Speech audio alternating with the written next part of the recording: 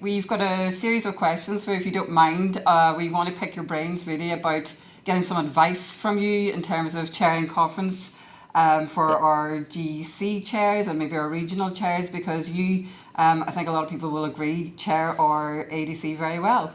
Oh, thank you. Yeah, no problem at all, Rona. So Martin, as someone who's chaired at every level, what do you believe is the core purpose of the chair at a union conference or a GEC? So is it purely about procedure, or is there something more?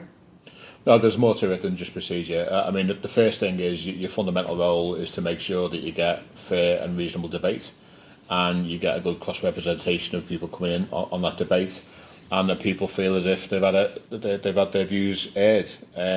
It obviously helps if you know the procedures and the rule book. I know some people don't like referring to that sometimes, but as the chair, that is important in case you ever get a challenge you need to refer to. But really, it's to keep a smooth running of the conference or the committee or the AGM.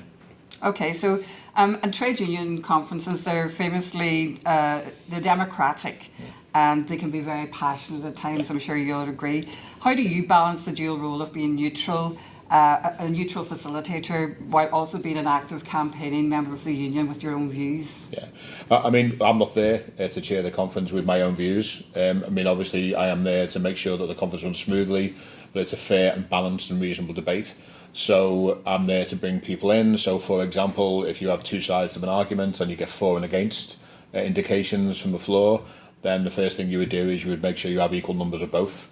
And then if anybody, for example, was putting an indication up that they wanted to abstain or they wanted to come in and ask for remission, then you would make sure that you would bring those people in as well. Just fair and balanced debate. Okay, and so what's your personal philosophy for handling conflict or a heated debate in the room? How do you turn the tension into something that's productive?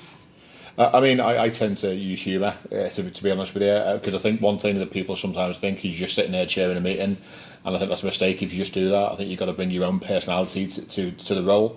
So you bring your own personality to the role, you feel comfortable with what you're doing and what you're saying. And in terms of conflict, I mean, things will get heated and things can get passionate, and there's no doubt about that. But really, the job, as long as it doesn't go over that line, cross that line, then as long as you're fair and reasonable and you make sure people stick to the time, then that is the key to it.